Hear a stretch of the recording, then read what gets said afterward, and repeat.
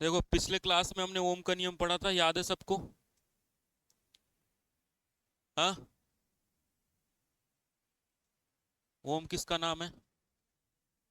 अरे तुम्हारा नाम नहीं, ओम का नियम पढ़ रहे हैं। ओम का नियम, ओम्स लॉ कहा जाता है इसको इंग्लिश में।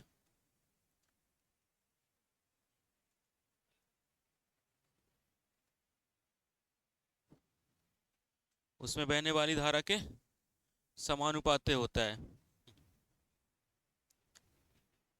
खेती खत्म। हाँ। ईडी खत्म हो गई। कुछ दिन बाद आते तो ये भी खत्म हो जाता। ओम का नियम ये कहता है कि किसी परिपथ में अगर हम वोल्टेज लगाते हैं तो उसमें बहने वाली धारा वोल्टेज के समानुपाती होती है। ये हम पढ़ चुके थे पहले। ओम का नियम जॉर्ज साइमन ओम ने दिया था कब? 1827 में।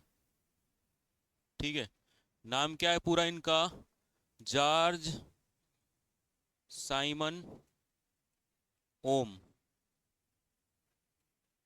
तुम्हारा नाम नहीं है ओम जो लिखते हो। ठीक है, क्या नाम है इनका? जॉर्ज साइमन ओम। इन्होंने बताया कि किसी परिपथ में अगर हम वोल्टेज अप्लाई करते हैं तो उसमें जो धारा फ्लो होती है वो एक दूसरे के प्रोपोर्शनल होता है, यानी भी प्रोपोर्शनल होता है किसके? आई के। जैसे मान लो हमारे पास एक ये प्रतिरोध है, ये के रेजिस्टेंस है, और इसमें मैंने एक वोल्टेज अप्लाई कर दिया इस तरीके से। ठीक है। तो ये परिपथ बन गया, सर्किट बन गया। वोल्टेज ना लेके हम इसको ईएमएफ ले लेते हैं, ई ले लेते हैं। ईएमएफ और वोल्टेज लगभग दोनों चीज़ें एक ही होती हैं, बट दोनों चीज़ें एक नहीं है। ठीक है। अब जैसे ही हमने ये ई अप्लाई किया, ई क्या है हमारा? ई का पूरा नाम क्या है? अरे ईएमएफ। क्या नाम है? ईएमएफ। ईएमएफ मतलब electromotive force. Electromotive force. Hindi में क्या कहा जाता है? विद्युत वाहक बल। विद्युत वाहक बल कहा जाता है। ठीक है। जैसे ही हम ईएमएफ अप्लाई करेंगे या वोल्टेज अप्लाई करेंगे, वोल्टेज को हम ईएमएफ अभी ले सकते हैं, कोई दिक्कत नहीं है।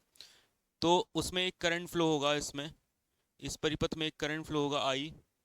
तो जो ईएमएफ हमने अप्लाई किया है ई, किसके समानुपाती होगा? आई के। और जब भी ये काहे का साइन है? समानुपाती का।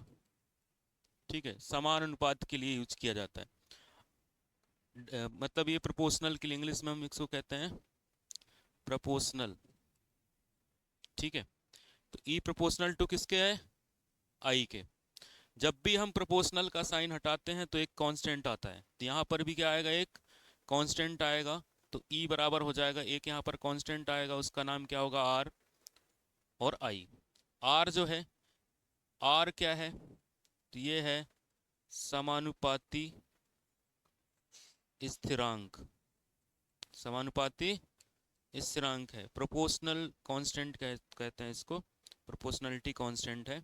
इसको बाद में कह दिया जाता है रेजिस्टेंस। बाद में क्या कह दिया जाता है इसको? रेजिस्टेंस।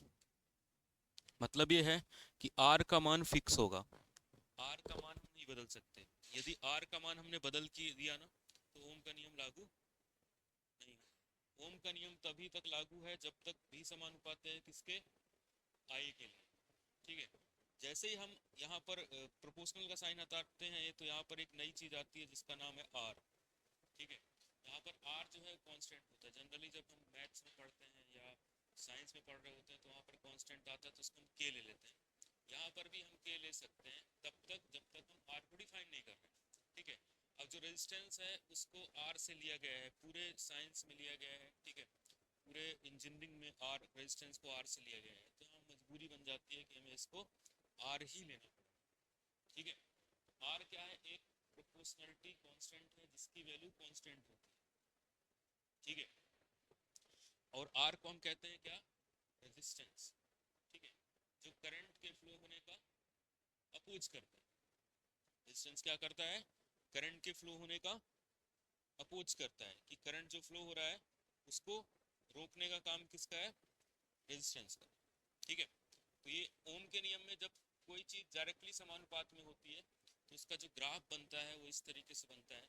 यदि हम इधर भी ले लेंगे, इधर भी ले लेंगे और इधर आई ले लेंगे, तो इसका जो ग्राफ बनेगा वो इस तरीके से बनेगा। ठीक है, इसको कहा जाता है लीनियर, और हिंदी में क्या कहा जाता है, रेखी। क्या कहा जाता है हिंदी में, रेखी। लीनियर ग्राफ बनेगा।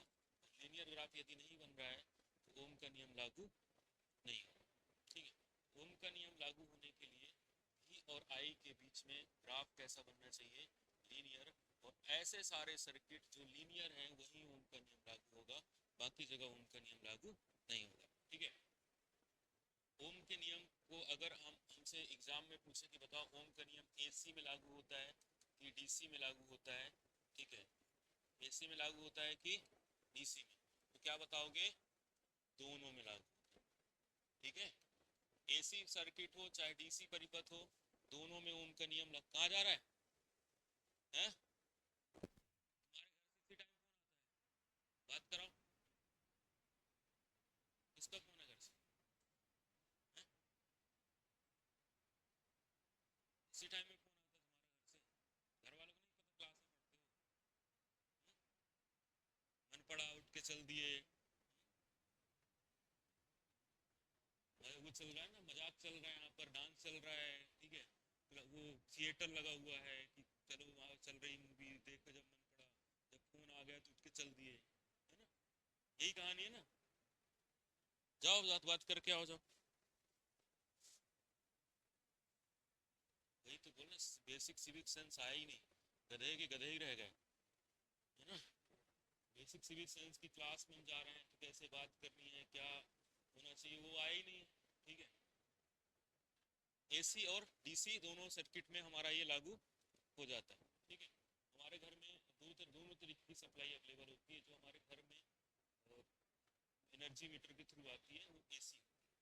ठीक है, एमपीपी जो सप्लाई हमें देती है वो एसी होती है, लेकिन हमें डीसी की जरूरत पड़ती है। जैसे मान लो हमें मोबाइल चार्ज करना है तो वो एसी पे चार्ज नहीं होगा, क्योंकि मोबाइल के अंदर क्या होती है, बैटरी होती है, और बैटरी एसी पे चार्ज नहीं होती, बैटरी को क्या चाहिए, डीसी सप्लाई चाहिए। ठीक है, इसलिए हमें फिर क्या लगाना पड़ता है, चार्जर लगाना पड़ता है। बिना चार्जर के डायरेक्टली मोबाइल को सप्लाई से कनेक्ट करके देखना है एक बार, ठीक है, पता चल जाएगा कि किस तरीके से एसी में चार्ज होती है बैटरी। ठीक है, तो जो हमारे पास बहुत सारी डिवाइसेस, जो छोटी डिवाइसेस होती हैं, इलेक्ट्रॉनिक वाली डिवाइसेस होती हैं, सारी की सारी डीसी पे काम, मोबाइल हो गया आपका, ठीक है, उसके बाद जो हमारे चार्जर होते हैं, किसी चीज़ को जैसे बैटरी को चार्ज करना है उसको भी क्या चाहिए, डीसी चाहिए, कंप्यूटर को डीसी चाहिए, लैपटॉप को डीसी चाहिए। ठीक है, इन सबको डीसी चाहिए होता है। इन डीसी को कन्वर्ट करने के लिए हम किसका यूज करते हैं, रेक्टिफायर का यूज करते हैं। ठीक है, तो जो दो चीज़ें ध्यान रखना, अगर हम एसी को डीसी में बदल रहे हैं, एसी को डीसी में बदलने के लिए किसका उपयोग किया जाता है, तो किसका उपयोग किया जाता है, रेक्टिफायर का उपयोग किया जाता है। एसी को डीसी में बदलने के लिए किसका उपयोग किया जाता है, रेक्टिफायर का यूज किया जाता है। अगर हम उल्टा करें, हमारे पास डीसी है और एसी की जरूरत पड़ रही है, तो किसका उपयोग करेंगे, इसके लिए हम किसका यूज करेंगे, इन्वर्टर का। किसका उपयोग करेंगे, इन्वर्टर। इन्वर्टर क्या करेगा, एसी को डीसी को एसी में, एसी को डीसी में कौन करेगा, रेक्टिफायर। उसके बाद डीसी को एसी में कौन करेगा, इन्वर्टर करेगा। तो ओम का नियम हमारा एसी में भी लग जाता है और डीसी में भी लग जाता है, लेकिन परिपथ हमारा कैसा होना चाहिए, परिपथ रेखी होना चाहिए। रेखी यानी लीनियर, कैसा होना चाहिए, लीनियर होना चाहिए। यदि परिपथ नहीं लीनियर नहीं होगा तो ओम का नियम लागू नहीं होगा। ठीक है, तो ओम के नियम के लिए पहली शर्त यह है कि एसी और डीसी दोनों में लागू हो जाएगा। दूसरा, सर्किट क्या होना चाहिए, लीनियर होना चाहिए, यानी वोल्टेज और करंट के बीच में जब हम ग्राफ बनाएंगे तो एक वो सीधी रेखा बनेगा। कैसे, वोल्टेज और करंट के बीच में जो ग्राफ बन के आएगा वो कैसा बनेगा, सीधी रेखा बनेगा। ठीक है, इससे हम क्या निकाल सकते हैं, आर निकाल सकते हैं। ठीक है, वोल्टेज और करंट के बीच में इस तरीके का ग्राफ बनेगा, ऐसे लीनियर, यानी जैसे जैसे करंट चेंज करोगे वैसे वैसे वोल्टेज चेंज होगा, यानी वोल्टेज चेंज करोगे तो करंट भी चेंज होगा। ठीक है, वोल्टेज हम जैसे एक दो तीन वोल्ट रखते जाएंगे वैसे भी इसका एक प्रैक्टिकल भी है, ओम के नियम का वेरिफिकेशन। 10th में भी किया होगा तुम लोगों ने कि नहीं किया? किया था। ओम का नियम 10वीं से चालू हो जाता है, ठीक है। 10th क्लास से चालू हो जाता है। जो चाइना वगैरह है वहाँ तो बच्चों को 10th क्लास से ही क्लास पकड़ना सिखा देते हैं, ठीक है। अपने यहाँ बीए बीकॉम ये करने के बाद भी बोल दो एक बल्ब लगा दो तो भी नहीं आएगा। आईटीआई करने के बाद एक बल्ब नहीं लगा पाते, ठीक है। आईटीआई करते हैं कुछ लोग, जैसे वेल्डर से पिछली बार आईटीआई कर रहे थे, जब प्रैक्टिकल ले रहे थे तो वेल्डिंग मशीन ही नहीं पकड़ पा रहे थे, ठीक है। वेल्डिंग के जो रॉड होते हैं ना उनको पकड़ने में उनके हाथ कांप रहे थे। वेल्डिंग कर इधर रहे थे, भग इधर रहा था, ठीक है। उसमें भी बोल रहे थे कि वो आपने सर नंबर कम दिए। मैंने कहा फेल करना चाहिए था तुम, ठीक है। तुम कहीं जाओगे सर्टिफिकेट दिखाओगे तो क्या होगा? बोलेंगे आईटीआई तो फर्जियां ही हो रही हैं, फर्जी हो रही हैं। उसमें नहीं देखते कि ये बच्चा एक भी दिन नहीं गया प्रैक्टिकल लैब में बैठा भी हो, ठीक है। जब तक प्रैक्टिकल नहीं करोगे तब तक चीज़ें थोड़ी ना बनेंगी। तो ओम के नियम का प्रैक्टिकल भी है। इसमें हम क्या करते हैं, बैटरी लेते हैं, ठीक है, और रेजिस्टेंस लेते हैं जिसकी रेजिस्टेंस की वैल्यू हम कम ज़्यादा करते हैं, ठीक है। या रेजिस्टेंस को हम कांस्टेंट रख सकते हैं इनिशियली, ठीक है। फिक्स रेजिस्टेंस रख के वोल्टेज की वैल्यू को कम ज़्यादा करेंगे। वोल्टेज कम ज़्यादा करने पे हम करंट की रीडिंग नोट करते जाएंगे। फिर उनके बीच में हम ग्राफ बनाएंगे तो ग्राफ इस तरीके से लीनियर बनेगा, ठीक है। यानी हम इसमें क्या करेंगे, आर बराबर क्या रखेंगे, वी अपॉन आई लिख सकते हैं। इससे हमारा आर निकल के आ जाएगा, ठीक है। क्योंकि हम वोल्टेज को चेंज कर रहे हैं तो करंट भी क्या होगा, चेंज होगा। आर हमेशा क्या रहेगा, कांस्टेंट रहेगा। आर की वैल्यू हर केस में सेम आएगी। जैसे मान लो वोल्टेज 5 वोल्ट लिया ना, तो करंट कितना आया, 2 एम्पियर। तो रेजिस्टेंस कितना आ जाएगा, 2.5 ओम, ठीक है। अगेन वोल्टेज तुमने चेंज कर दिया, ठीक है। और वोल्टेज चेंज करके कितना कर दिया, 5 से मान लो 10 वोल्ट कर दिया, ठीक है। तो करंट भी उसी रेशियो में चेंज हो जाएगा। अब करंट अब कितना हो जाएगा, 4 हो जाएगा, क्योंकि तुमने वोल्टेज को डबल किया तो करंट भी डबल हो जाएगा। तो अभी भी रेजिस्टेंस कितना रहेगा, 2.5 पे रहेगा। रेजिस्टेंस कांस्टेंट रहना चाहिए, रेजिस्टेंस नहीं बदलेगा, ठीक है। यदि रेजिस्टेंस का मान बदल गया तो फिर ओम का नियम लागू नहीं होगा। तो हम अब इस बात पे ध्यान रखना पड़ेगा कि रेजिस्टेंस का मान किन किन बातों पे निर्भर करता है, ठीक है। रेजिस्टेंस बहुत इंपॉर्टेंट फैक्टर है, ठीक है। तो रेजिस्टेंस का मान किन किन बातों पर निर्भर करता है ये समझने के लिए हम रेजिस्टेंस का नियम पढ़ेंगे। रेजिस्टेंस का नियम, रेजिस्टेंस लॉ कहा जाता है इसको, ठीक है। ये पढ़ाया था ना मैं पहले भी, याद है? पढ़ाया ही नहीं, यही बोल रहे हैं, ठीक है। पढ़ाया में नहीं है। जब डीजल वालों को पढ़ा रहा था तो मैंने कहा था ये सारी चीजें तुम लोगों में भी कॉमन है, ठीक है। तो इसमें हम रेजिस्टेंस का नियम पढ़ते हैं। रेजिस्टेंस का नियम ये कहता है कि आर बराबर यहाँ पर आता है रो एल बाई ए, ठीक है। रेजिस्टेंस का मान निम्नलिखित बातों पर निर्भर करता है, ठीक है। रेजिस्टेंस का मान पहला, रेजिस्टेंस का मान निर्भर करता है लंबाई पे। इस पे निर्भर करता है लंबाई पे। एल क्या है यहाँ पर, लेंथ है। एल बराबर क्या है, लेंथ। इसको हम लंबाई भी कह सकते हैं, ठीक है। लेंथ कौन सी लेंथ होती है, तो ये होती है एक्सियल लेंथ। कौन सी लेंथ, एक्सियल लेंथ होती है। लंबाई भी कई प्रकार की होती है, हम लंबाई को एक ही जानते हैं, यही बस लंबाई होती है, ऐसा नहीं है। एक्सियल लेंथ हम यहाँ पर लेते हैं, ठीक है। तो एक्सियल लेंथ माने उसके अक्ष से जो जाएगा, ठीक है। एक्सियल लेंथ जैसे हमारे पास ये तार है, इस तार की ये लंबाई कौन सी वाली लेना है हमें, ये वाली लंबाई लेनी है। इसके अक्ष से जो जा रही है ये वाली लंबाई, ठीक है।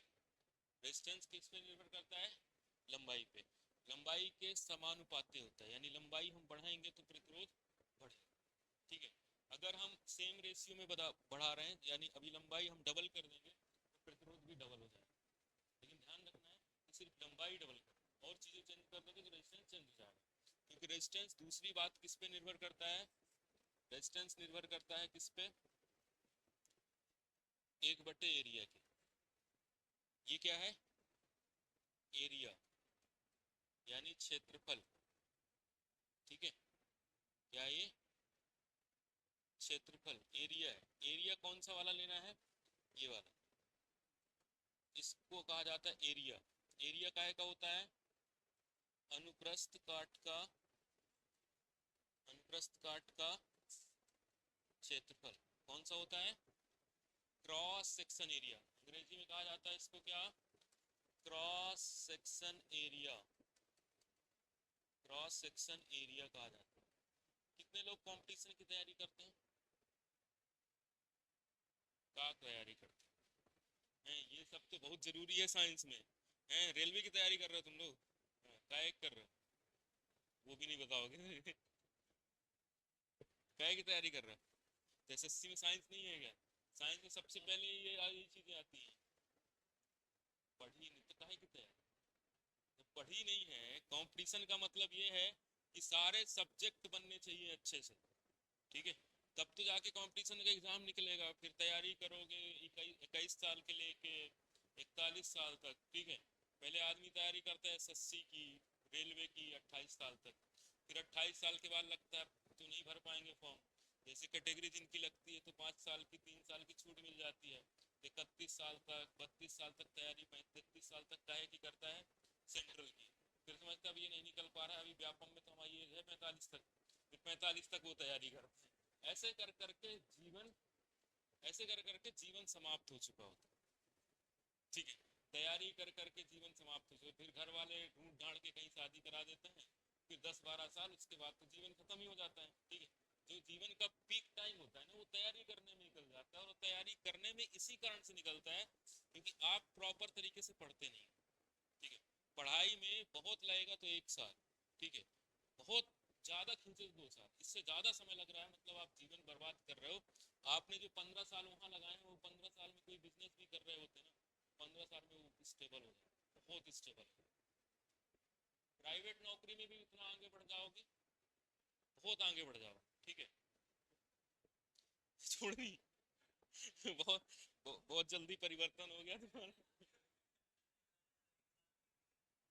नहीं, तैयारी आप कर रहे हो तो तैयारी फिर पूरी तरीके से करो। तैयारी में मैक्सिमम टाइम उस पर आप लगाओ।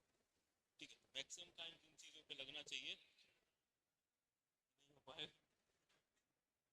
ठीक है, तो ये सब है मतलब कंपटीशन के एग्जाम में जब पढ़ाते थे ये सारी चीजें हैं, उसमें वही चीजें हैं। अलग कुछ भी नहीं है, सब एक दूसरे से रिलेटेड है। जैसे इलेक्ट्रीशियन में जाओगे ना तो उसमें लगभग 12th जिसने किया होगा ना अच्छे से, तो लगभग उसमें 90% जो साइंस है, थ्योरी है, वो 12th की ही है। ठीक है, उसमें 10% जो है वो एक्स्ट्रा ऐड करते हैं। ठीक है, 90% 12th का है, 90% वो चीजें जो पढ़ चुके हैं। ठीक है, और जिसने सिर्फ 10th किया होगा वो भी ये मान के चले कि 50% वहां पढ़ चुका होगा। ठीक है, ये ओम के नियम में छोटी छोटी बातें, उसमें सब सारी चीजें पढ़ाई जाती हैं। मैथ्स पढ़ाया जाता है, कैलकुलेशन वगैरह सिखाया जाते हैं। ठीक है, तो इसमें कौन सा क्षेत्रफल लिया जाता है? अनुप्रस्थ काट का क्षेत्रफल। ठीक है, ये वाला एरिया वायर का, ये वाला एरिया। ठीक है, ये होता है क्रॉस सेक्शन एरिया। कौन सा एरिया है ये? क्रॉस सेक्शन एरिया है। ये क्या होता है क्रॉस सेक्शन एरिया? इसको अगर बढ़ाओगे तो प्रतिरोध क्या हो जाएगा? कम हो जाएगा। क्रॉस सेक्शन एरिया बढ़ाओगे तो प्रतिरोध क्या होगा? कम हो जाएगा। अब देखो, जब हम साइंस पढ़ते हैं तो सिर्फ इतना ही पढ़ते हैं कि ये बढ़ाओगे तो ये कम होगा, क्वेश्चन इतना ही पूछा जाता है। ठीक है, तो जैसे जैसे आप और अच्छे लेवल की तैयारी करते हो तो फिर इनके क्वेश्चन के पूछने के लेवल भी चेंज हो जाता है। ठीक है, इसमें भी ऐसे ऐसे क्वेश्चन बनते हैं ना कि ये पढ़ भी लोगे तो हवा नहीं लगेगी क्या पूछ रहा है। ठीक है, ये सेम फॉर्मूले से ऐसे ऐसे क्वेश्चन बनाए जा सकते हैं जिनमें हवा नहीं लगेगी क्या पूछ रहा है। ठीक है, लेकिन तुम लोग सिर्फ इतना ध्यान रखोगे कि अगर हम एरिया बढ़ाते हैं तो एरिया बढ़ाने पे प्रतिरोध क्या हो जाता है? कम हो जाता है। ठीक है, तो जैसे जैसे हम जैसे ये दो तार है हमारे पास, एक ये तार है, ठीक है, दूसरा ये तार है। इन दोनों तारों में डिफरेंस क्या है दोनों का? एक की मोटाई क्या है? ज्यादा है। ठीक है, कौन सी मोटाई? ये क्रॉस सेक्शन वाली।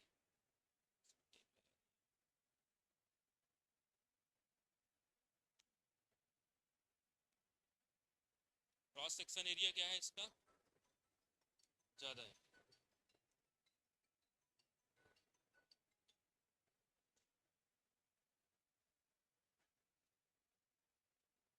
ये वाला एरिया। ठीक है, क्रॉस सेक्शन एरिया क्या है? ज्यादा है। ठीक है, तो ये वाला एरिया ज्यादा है, तो एरिया ज्यादा होने से उसका प्रतिरोध क्या होगा? कम होगा, ठीक है। उससे ज़्यादा करंट जा सकता है, हीट नहीं होगा, ठीक है, गर्म नहीं होगा। तीसरी, ये सारी चीज़ें इसलिए पढ़ाई जाती है क्योंकि जब आप इलेक्ट्रीशियन का काम करो किसी कंपनी में या कहीं पर, तो गलत तार ना लगा दो, है ना? नहीं तो पता चला मशीन जल जाए, ठीक है, या बल्ब उड़ जाए, आग लग जाए, ठीक है। ज़्यादातर जो एक्सीडेंट होते हैं वो किसकी वजह से होते हैं? जो वर्कर वहाँ काम कर रहे होते हैं उनकी गलतियों की वजह से, ठीक है। ये सारे, जब आपको ट्रेनिंग दी जाती है कंपनी में काम करने की, तो यही सिखाया जाता है कि डिसिप्लिन मेंटेन करके रखना, ठीक है। जब डिसिप्लिन तभी सीख पाओगे जब क्लास में जाओगे, ट्रेनिंग सेंटर में जाओगे, तब डिसिप्लिन सीख पाओगे ना। कोई काम कर रहा है तो उसको धक्का नहीं मारना है, मजाक नहीं करना है, ठीक है, पता चला वो मशीन से टकरा गया, ठीक है, ये सारी चीजें करते हो ना। तो अगर हम एरिया बढ़ाएंगे तो रेजिस्टेंस क्या होगा? कम होगा। चौथी बात जो है, तीसरी बात हुई है ना अभी, तीसरी बात यह है कि रेजिस्टेंस निर्भर करता है पदार्थ पर। रेजिस्टेंस किस पे निर्भर करता है? पदार्थ पर निर्भर करता है। पदार्थ यानी मटेरियल, पदार्थ पर क्या करता है? निर्भर करता है। सारे पदार्थ अलग अलग होते हैं, सभी पदार्थ का अलग अलग प्रतिरोध होता है, किसी भी पदार्थ का सेम प्रतिरोध नहीं होता है, ठीक है। हाँ, बात ये अलग है कि हम लंबाई और एरिया चेंज कर सकते हैं, ठीक है। जैसे मान लो ये कॉपर का तार, ठीक है, इससे मोटा एल्यूमिनियम का ले लें, तो प्रतिरोध क्या हो जाएगा? कम ज्यादा हो जाएगा, ठीक है। सबसे अच्छा जो चालक होता है वो होता है चांदी, ठीक है। चांदी विद्युत का विद्युत का बेस्ट कंडक्टर, इससे अच्छा कोई नहीं। लेकिन चांदी बहुत महंगा हो जाए तो, चांदी क्या हो गया? महंगा हो गया, ठीक है। पता चला रात में हम खंभे में तार लगाए चांदी की, सुबह गायब, ठीक है, सुबह के सुबह गायब हो गई, ठीक है। और ये अपना जो चंबल वाला इलाका है, वहां तो दिन में ही गायब कर देंगे रात का वेट ही नहीं करेंगे, ठीक है, बोले रात में कोई दूसरा ले जाएगा, हम एक काम करते हैं दिन में ही ले जाते हैं, ठीक है। तो चांदी क्या होता है? सबसे महंगा होता है। अभी चांदी बहुत महंगा हो गया, ठीक है, 2,70,000 80,000 पहुंच गया है, ठीक है। जो कि कितना सस्ता हुआ करता था, क्योंकि अब चांदी का उपयोग किया जा रहा है इलेक्ट्रिक व्हीकल्स पे, ठीक है। इलेक्ट्रिक व्हीकल्स में जो बैटरी होती है उनमें भी चांदी का उपयोग किया जा रहा है, ठीक है। इस वजह से चांदी के रेट बढ़ते जा रहे हैं, क्योंकि इलेक्ट्रिक व्हीकल्स बनाने में यूज हो रहा है, तो पहनने के लिए अब नहीं मिल पाएगा। अब ये नहीं करना है कि इलेक्ट्रिक व्हीकल खोल के उसमें से चांदी निकालना है, ठीक है, ये नहीं कर पाओगे, ठीक है। इतना आसान नहीं है, इसके लिए बहुत पढ़ाई और बहुत टेक्नोलॉजी चाहिए, ठीक है। चौथी बात इस पे जो है, रेजिस्टेंस तापमान पर निर्भर करता है। रेजिस्टेंस यानी प्रतिरोध किस पे निर्भर करता है? तापमान पर निर्भर करता है। समझ में आ रही बात? किस पे निर्भर करता है? तापमान पर। अब तापमान बढ़ाएंगे तो प्रतिरोध क्या होगा? तापमान बढ़ाएंगे तो प्रतिरोध क्या होगा? कम होगा कि बढ़ेगा? दो ऑप्शन दे रहा हूं, कम होगा कि बढ़ेगा? दोनों आंसर गलत हैं, ठीक है। ये निर्भर करेगा कि उसका टेम्परेचर कोफिशिएंट क्या है, ठीक है। किस पे निर्भर करेगा? अब देखो, रेजिस्टेंस बढ़ेगा कि घटेगा तापमान बढ़ाने पर, इसके लिए हमें थोड़ी और जानकारी चाहिए, हम ऐसे नहीं बता सकते। हमने कहा निर्भर करता है, ठीक है। इन दोनों पे मैंने क्लियर लिख दिया कि प्रोपोर्शनल होता है, एक में बढ़ाओगे, इसमें बढ़ाओगे तो बढ़ेगा, इसमें बढ़ाओगे तो कम होगा। लेकिन यहाँ पर क्लियरिटी नहीं है दोनों पे, ठीक है। शब्दों में दोनों में क्लियरिटी नहीं है, इसलिए जब तक क्लियरिटी नहीं है तब तक हम डायरेक्ट आंसर नहीं दे पाएंगे, ठीक है। डायरेक्ट आंसर देने के लिए हम इन दोनों पे क्लियरिटी लेके आना पड़ेगा। प्रतिरोध, जैसे मैं इसने लिख दिया चांदी सबसे अच्छा है, चांदी के बाद आता है कॉपर, ठीक है, कॉपर के बाद आता है क्या? सोना, ठीक है, सोना के बाद आता है एल्यूमिनियम, ठीक है। मतलब सोना जो है ना, कॉपर से बेकार कंडक्टर है, ठीक है। लेकिन सोने की सबसे अच्छी बात ये होती है कि उस सबसे ज्यादा मेलिएबल होता है। मेलिएबल मतलब उसकी सीट्स बनाई जाती है, स्वर्ण पत्र, मतलब बहुत पतली सीट बनाई जा सकती है, ठीक है। इसलिए सोने के गहने क्या होते हैं? बहुत महंगे तो होते हैं, लेकिन कम मात्रा में गहने बनाए जा सकते हैं, ठीक है। दूसरी चीज़ों के नहीं बनाए जा सकते, ठीक है। जैसे सोना इतना महंगा है, तब भी 2 ग्राम 3 ग्राम की अंगूठी आदमी पहन लेता है, ठीक है। 3 ग्राम की अंगूठी पहन लेते हैं, लेकिन वहीं अगर दूसरे मेटल का बनाओगे तो बनाना पॉसिबल नहीं होगा, क्योंकि उतनी वैल्यूएबल नहीं होती है। ठीक है, बहुत अच्छे तरीके के गहने उसमें बनाए जा सकते हैं।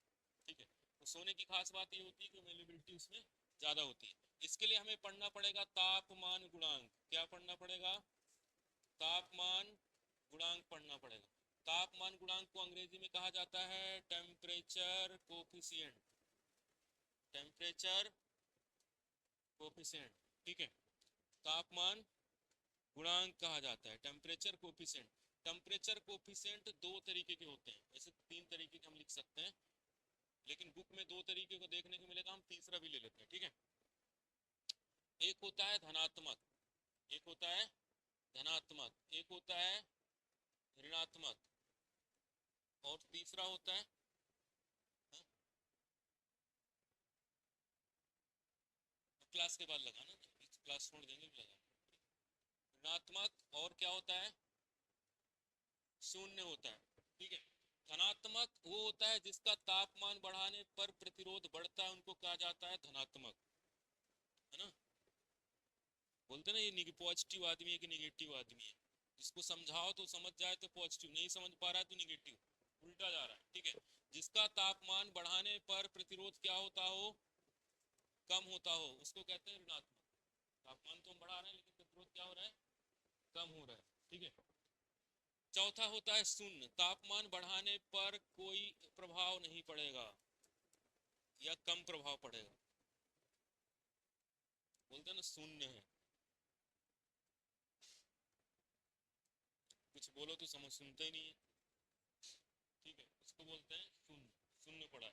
ठीक है, रिस्पॉन्स ही नहीं दे रहा है, कोमा में चला गया है ना, तो शून्य। ठीक है, तो पहला होता है धनात्मक। तो हम ऐसे याद कर सकते हैं कि कौन सा धनात्मक में कौन कौन से लोग आते हैं और ऋणात्मक में कौन कौन से आते हैं। ठीक है, तो याद रखना, धनात्मक, धनात्मक में आते हैं कौन? जितने भी हमारे मेटल्स होते हैं, जितने भी मेटल्स होते हैं, मेटल ही चालक होते हैं, कंडक्टर। मेटल चालक या कंडक्टर कह सकते हैं। सारे मेटल क्या होते हैं? विद्युत के चालक होते हैं। जब मेटल हम पढ़ते थे, धातुएं पढ़ते थे, धातुएं सारी क्या होती हैं? विद्युत की चालक होती हैं, कंडक्टर ऑफ इलेक्ट्रिसिटी।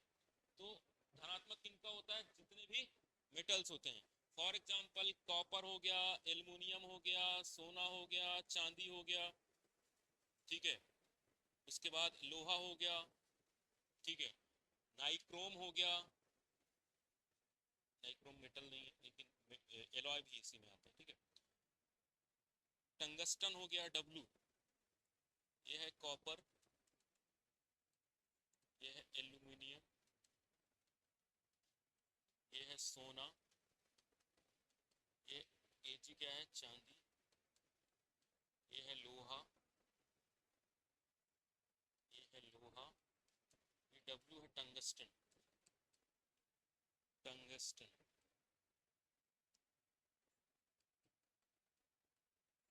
क्या है? टंगस्टन। ठीक है, ये चीजें ध्यान रखना। कॉपर, एल्यूमिनियम, जितने भी मेटल्स होंगे सब के सब किस में आएंगे? धनात्मक। मैं अगर कहूं कि मेरे पास कॉपर है, मैं उसका तापमान बढ़ाऊंगा तो प्रतिरोध क्या होगा? बढ़ेगा। ठीक है, एल्यूमिनियम का भी बढ़ेगा, सोने का भी बढ़ेगा, चांदी का भी, लोहे का भी, इन सब का तापमान क्या होगा? बढ़ेगा, हम अगर प्रतिरोध बढ़ाएंगे तो। ठीक है, यानी तापमान बढ़ाएंगे तो प्रतिरोध क्या होगा इनका? बढ़ेगा।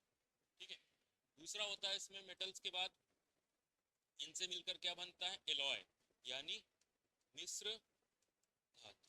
ठीक है, क्या बनता है इनसे? एलॉय बनता है, मिश्र धातु। ठीक है, मिश्र धातु में क्या, जैसे क्या आता है? नाइक्रोम। ठीक है, नाइक्रोम में भी तापमान बढ़ाओगे तो प्रतिरोध क्या होगा? बढ़ेगा। ठीक है, तो जितने भी एलॉय बनाए जाते हैं, मतलब धातु में एक धातु को दूसरे धातु में मिला देते हैं, तो क्या बनता है? एलॉय बनता है, मिश्र धातु। दो धातुएं हमने मिला दी, तो सब इसी में आएंगे। अब ऋणात्मक में कौन से लोग आते हैं? ऋणात्मक में दो लोग आते हैं। पहला आता है कुचालक। ठीक है, कुचालक यानी इंसुलेटर। इसमें क्या आता है? इंसुलेटर आता है। कुचालक यानी इंसुलेटर। इंसुलेटर का क्या होता है? इंसुलेटर में कौन आता है? लकड़ी, बातें नहीं करना है, ओम का नियम, लकड़ी, ठीक है, पेपर, पीवीसी, ठीक है, पीवीसी के बाद आता है रबर, माइका, चीनी मिट्टी, चीनी मिट्टी, ये सब किस में आते हैं? कुचालक में। तो इनका अगर हम तापमान बढ़ाएंगे तो प्रतिरोध कम हो जाएगा, ठीक है, तापमान बढ़ाएंगे तो इनका प्रतिरोध क्या हो जाएगा? कम हो जाएगा, ठीक है। पेपर और पेपर से मिलकर जो जितने भी मटेरियल बनते हैं वो सब क्या होते हैं? कुचालक होते हैं, जिनमें करंट आसानी से नहीं बह पाता, बह तो जाएगा लेकिन आसानी से नहीं बह पाएगा, ठीक है। कंडक्टर में आसानी से बह जाएगा, ठीक है, कंडक्टर में करंट आसानी से बह जाएगा, लेकिन कुचालक जो पदार्थ होते हैं उसमें करंट आसानी से नहीं बहेगा, ठीक है। जैसे ये है हमारा कुचालक पदार्थ, जितना भी ये है कुचालक है, ठीक है। ये ऊपर वाला क्या है? कुचालक है। इसमें करंट नहीं बहेगा, कब तक नहीं बहेगा? जब तक वोल्टेज बहुत ज्यादा ना कर दें, इतना वोल्टेज कर दें कि इसमें भी करंट फ्लो होने लगे, तो ये क्या होगा? जल जाएगा, ठीक है, पिघल जाएगा। तो करंट इसमें आसानी से नहीं जाता, इस वजह से हम इसको टच कर सकते हैं अगर इसमें करंट बह रहा है तब भी, ठीक है, लेकिन गीले होकर टच नहीं करना, ठीक, नहा के आए बढ़िया, नहा के कभी भी हम इलेक्ट्रिसिटी का काम करेंगे ना तो हम किस अवस्था में होने चाहिए? सूखी हुई अवस्था में होना चाहिए, और कम से कम पैर में क्या पहने होने चाहिए? स्लीपर नहीं पहनना है, जूते पहनना है, इलेक्ट्रीशियन के जूते आते हैं उनको पहन के काम करना है, चप्पल, हवाई चप्पल पहन के काम नहीं करना है, नहीं पता चला छट के गिरे तो हो गया काम, ठीक है, करंट से तो नहीं मरे, छट के गिर के मर गए, ठीक है। सीढ़ियों पे हम चढ़ते हैं तो इलेक्ट्रीशियन वाले सूच पढ़ाए थे मैंने, कौन से सूच होते हैं? जिसमें नीचे लोहे की वो लगी रहती है, ठीक है, बीच में रहती है, वो दिखेगी नहीं, लोहे की, लोहे दिखेगा नहीं लेकिन वो लगा रहता है, उसमें फ्रिक्शन ज़्यादा होता है, नॉर्मल सूच में फ्रिक्शन नहीं होता, उसमें फ्रिक्शन बहुत ज़्यादा होता है, मतलब जल्दी फिसलोगी नहीं उसमें, ठीक है। इलेक्ट्रीशियन वाले सूच पहन के काम करना है, ठीक है। कुचालक के बाद दूसरा इसमें लोग आते हैं अर्धचालक, ठीक है, जो निगेटिव टेम्परेचर कोफिशिएंट में दूसरा कौन सा आता है? अर्धचालक। ना तो वो चालक है ना कुचालक है, दोनों के बीच में आते हैं, इनको कहा जाता है सेमी कंडक्टर, सेमी कंडक्टर, ठीक है। सेमी कंडक्टर में कौन आता है? सिलिकॉन और जर्मेनियम, ये ऐसा ही मतलब सिलिकॉन, सिलिकॉन और जर्मेनियम, सिलिकॉन और कौन आता है इसमें? जर्मेनियम आता है, ठीक है, समझ में आ रही बात सभी को? सिलिकॉन और जर्मेनियम ये कौन से मटेरियल हमारे? सेमी कंडक्टर है, ना तो ये कंडक्टर में आते हैं ना इंसुलेटर में आते हैं, जिनकी बाहरी कक्षा में 4 से कम इलेक्ट्रॉन होते हैं वो होते हैं कंडक्टर, जिनकी बाहरी कक्षा में 4 से ज्यादा इलेक्ट्रॉन होते हैं वो होते हैं इंसुलेटर, जिनकी बाहरी कक्षा में 4 इलेक्ट्रॉन होते हैं वो कहलाते हैं सेमी कंडक्टर, ठीक है।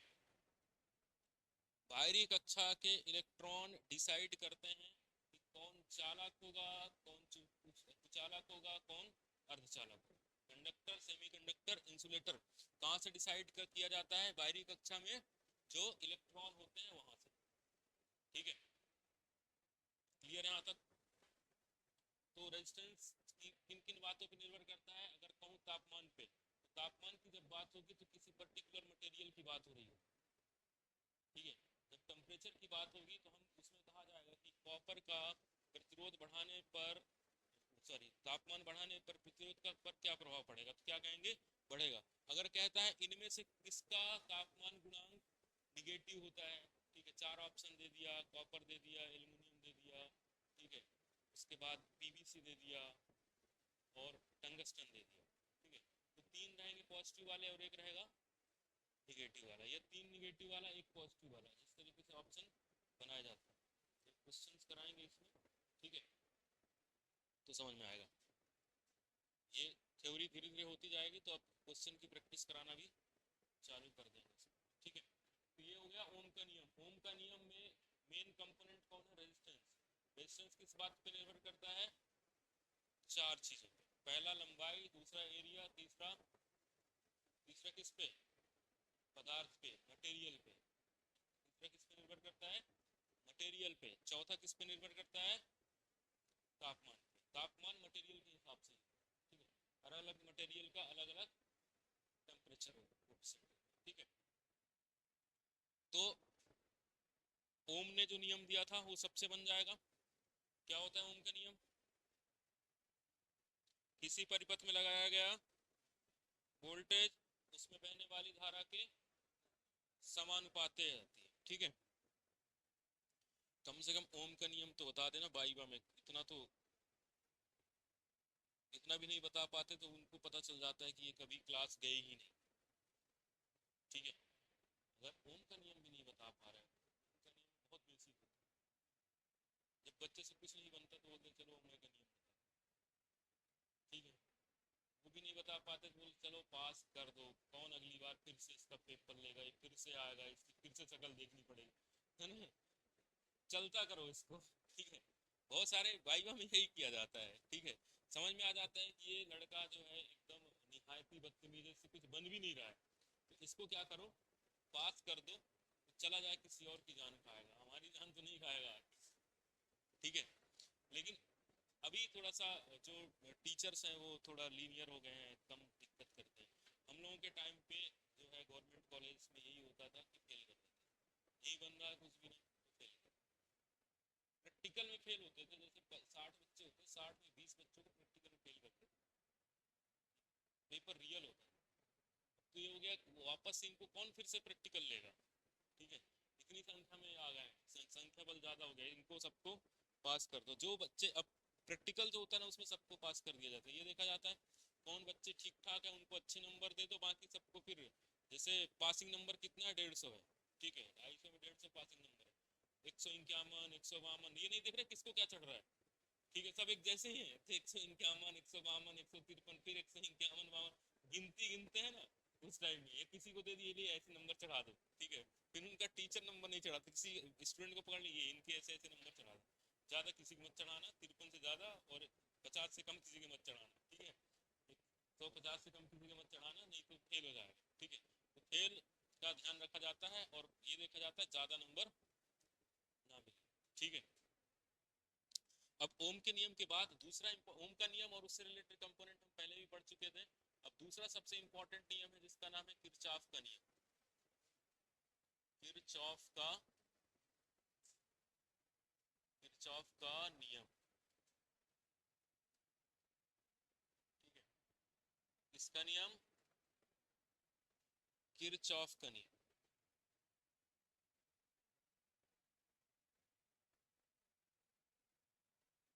किरचॉफ ने ओम के नियम देने के बाद, ये आए 1945 में, 27 में उन्होंने दे दिया, इन्होंने क्या कब दिया, 45 में, ठीक है। किरचॉफ ने दो नियम दिए, कितने नियम दिए, बोले तुमने एक दिया हम दो नियम देते हैं, ठीक है। एक है इनका पहला नियम, किरचॉफ ने दिया अपना पहला नियम, तो इन्होंने नाम ही रख दिया कि ये हमारा पहला नियम, फर्स्ट लॉ है। फिर बोला हम दूसरा नियम भी देंगे जिसका नाम क्या होगा, दूसरा नियम, ठीक है। उनने कहा तुमने वोल्टेज और करंट को साथ में बताया, हम अलग अलग बताएंगे, ठीक है। इन्होंने क्या किया, ओम ने कहा भी समानुपात है किसके, आई के, ठीक है। वोल्टेज लगाओगे तो करंट फ्लो होगा और करंट वोल्टेज के समानुपात में होगा, उन्होंने ये कहा। इन्होंने कहा देखो पहला नियम में हम बताएंगे करंट के बारे में, जिसको कहा गया है करंट का नियम, धारा का नियम, धारा का नियम, करंट, करंट्स लॉ। इन्होंने कौन सा नियम दिया, धारा का नियम। इन्होंने दूसरा नियम कौन सा दिया, वोल्टेज का नियम, ठीक है, वोल्टेज का नियम। पहला नियम दिया धारा का नियम, दूसरा नियम दिया कौन सा, वोल्टेज का नियम। पहला नियम दिया किसका, धारा का नियम, दूसरा दिया वोल्टेज का नियम, वोल्टेज लॉ, ठीक है। करंट लॉ दूसरा, वोल्टेज का लॉ, उन्होंने एक साथ दिया, तो उन्होंने दोनों का अलग अलग दे दिया। तो एग्जाम में पूछा बताता है किरचॉफ का पहला नियम किसके बारे में बताता है, पहला नियम किसके बारे में, धारा का नियम, दूसरा नियम किसके बारे में बताता है, वोल्टेज के बारे में। क्लियर है सभी को। किरचॉफ ने कितने नियम दिए, दो नियम दिए, ठीक है। ओम ने कितना दिया था, एक ही दिया था, इन्होंने दो नियम दिए, एक है पहला नियम और एक है दूसरा नियम। पहला नियम कौन सा है, धारा का नियम, दूसरा नियम कौन सा है? वोल्टेज का नियम। इसको कह दिया जाता है किरचॉफ करंट लॉ, KCL। इसको कह दिया जाता है KVL, किरचॉफ का वोल्टेज का। क्लियर सभी को? किरचॉफ का करंट का नियम और किरचॉफ का वोल्टेज का नियम। किरचॉफ ने दो नियम दिए, पहले में बताया करंट के बारे में और दूसरे में बताया इन्होंने वोल्टेज के बारे में। ठीक है, पहला किसके बारे में? करंट का नियम, दूसरा वोल्टेज का नियम। तो सबसे पहले हम पहला नियम देखते हैं, किरचॉफ करंट लॉ। ठीक है, KCL, किरचॉफ करंट। इसको जनरली हम ऐसे ही याद रखते हैं KCL।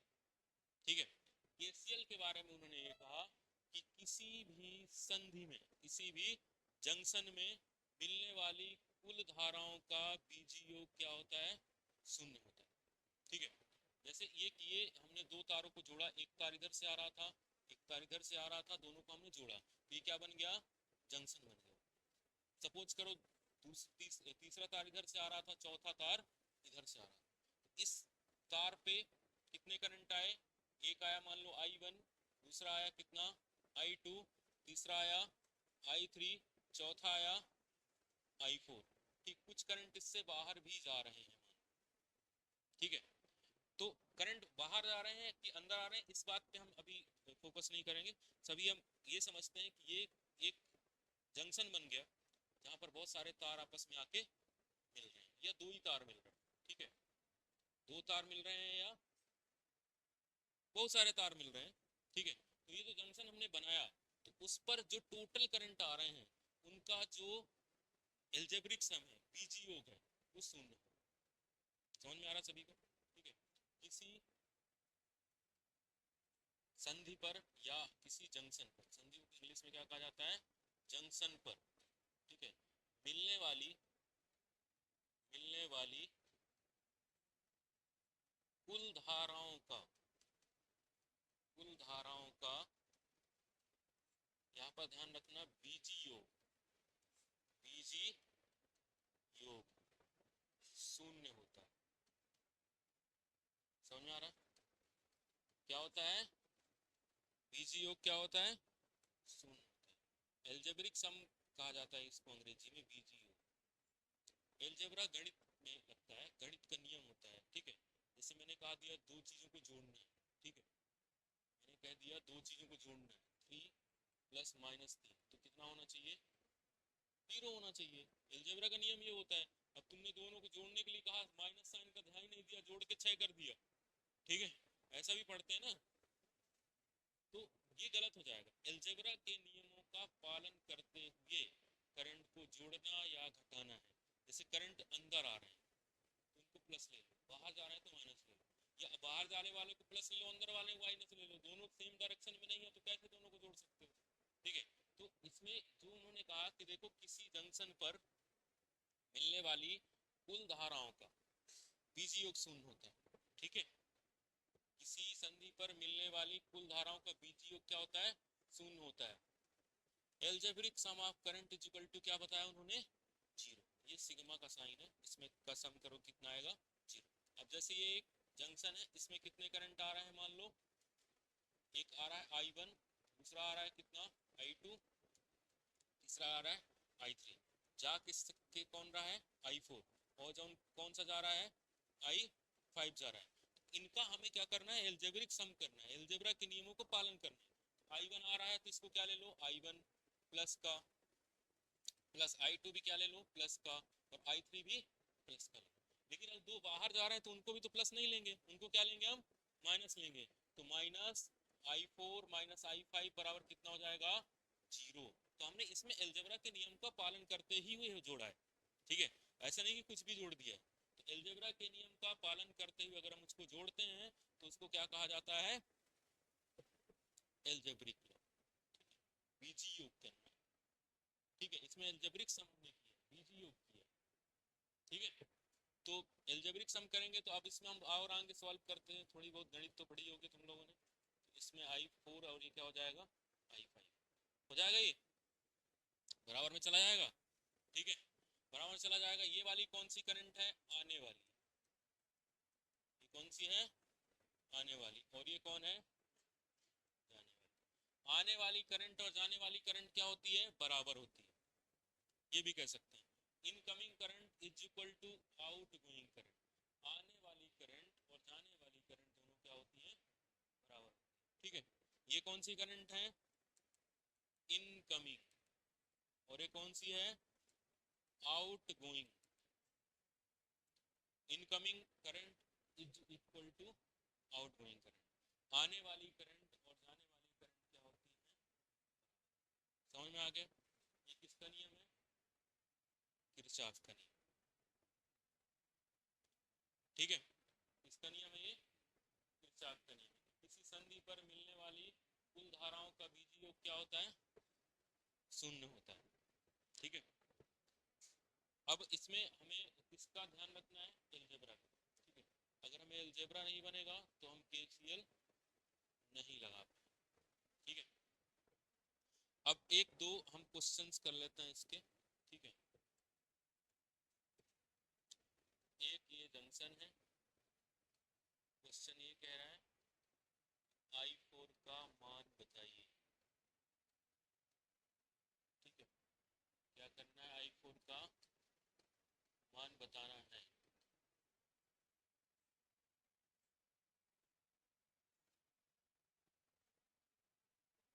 I4 का मान बताना है। I1 बराबर दिया है 4 एम्पियर, I2 बराबर दिया है 3 एम्पियर, I3 बराबर दिया है 6 एम्पियर। जा कितना रहा है, I4 जा रहा है, I5 जा रहा है और I6 जा रहा है। ये जा रहा है 4 एम्पियर और ये जा रहा है 2 एम्पियर। I4 का मान क्या होगा, निकालो जरा तुम लोग, कितना समझ में आया है चेक हो जाएगा।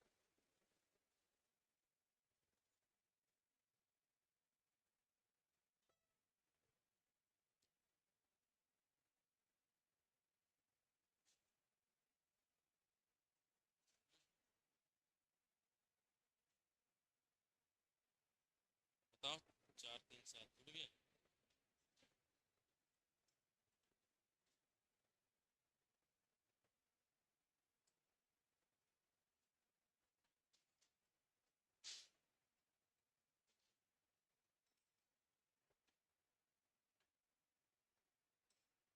सेवन आ रहा है,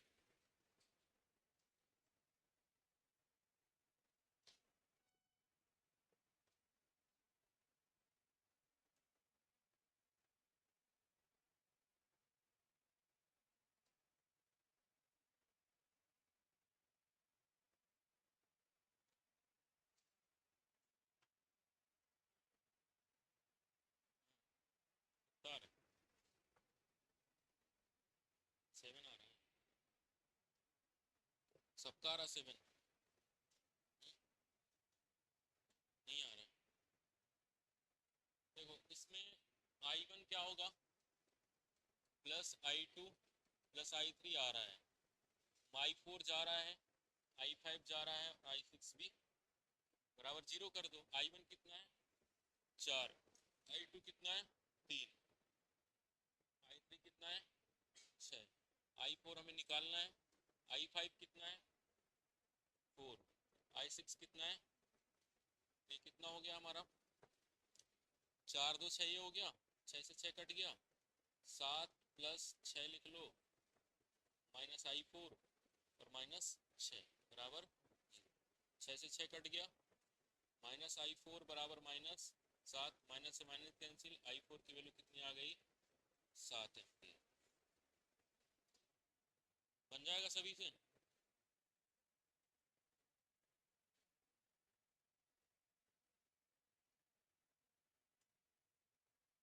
जितना करंट आएगा उतना ही जाना चाहिए।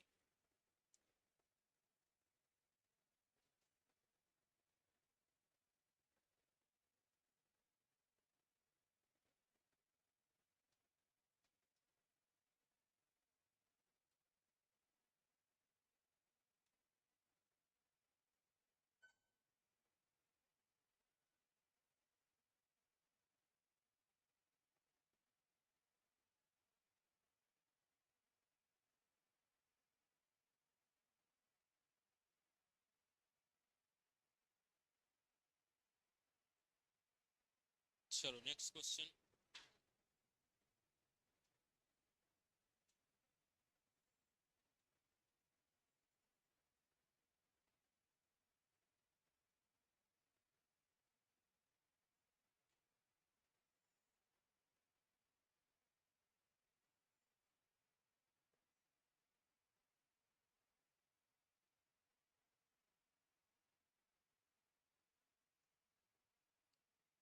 सिंपल बना लेते हैं।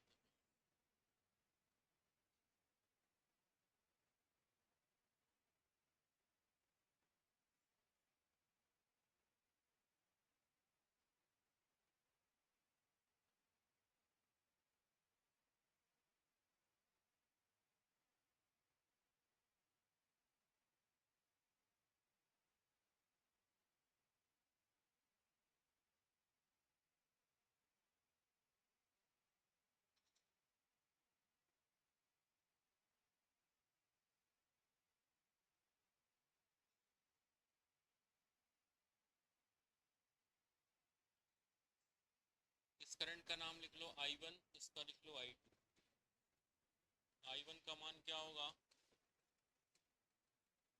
I2 का मान क्या होगा?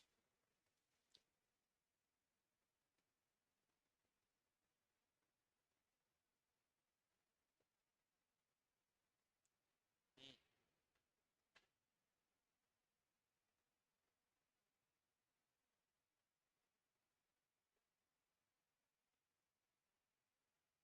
I1 का मान कितना होगा और I2 का मान कितना होगा?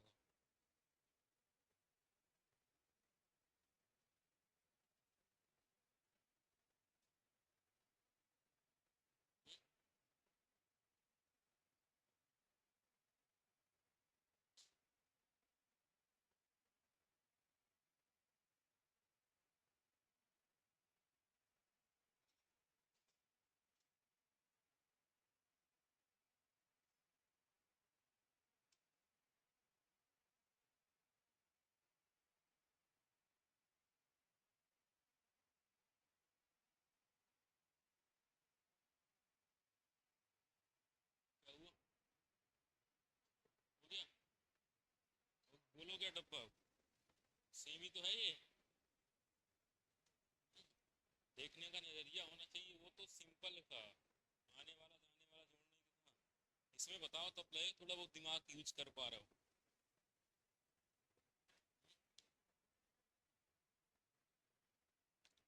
थोड़ा बहुत दिमाग यूज हो रहा है।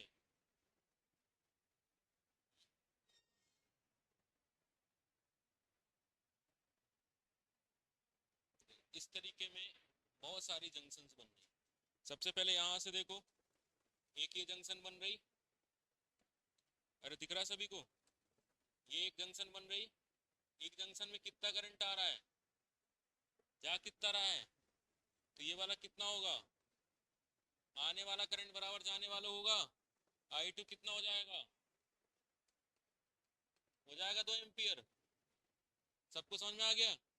देखो इधर 5 जा रहा है तो इधर से भी 5 ही आ रहा होगा, तब ना 3 और 2 5 जा रहा है। इधर से 7 आया, 5 इधर चला गया, तो ये भी कितना होगा?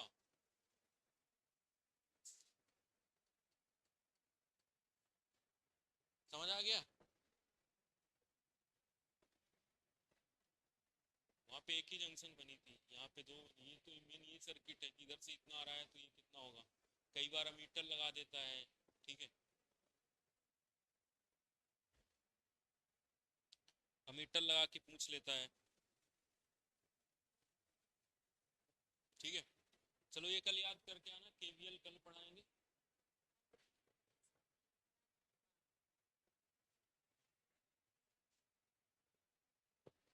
ये याद करके आना, कल KVL पढ़ाएंगे और कल प्रैक्टिकल भी कराएंगे। थोड़ा अटेंडेंस जिनकी नहीं लगी वो अटेंडेंस लगवा लो, इतने दिन से हो रहा है, तो जब होगा तो चेक कर लेना काहे का हो रहा है।